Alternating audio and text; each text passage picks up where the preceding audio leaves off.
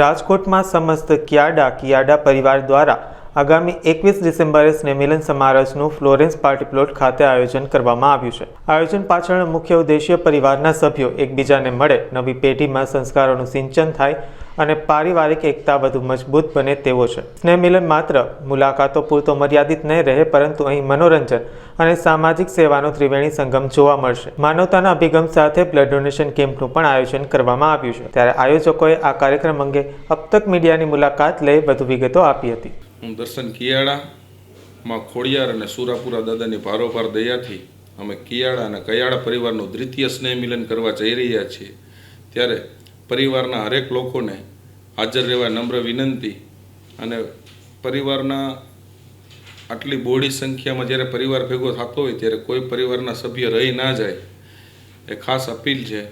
અને ભવ્ય સ્નેહ મિલન કરી 1700 થી 2000 માણસોનું અમારું સ્નેહ મિલનનો મેળાવડો થવાનો છે।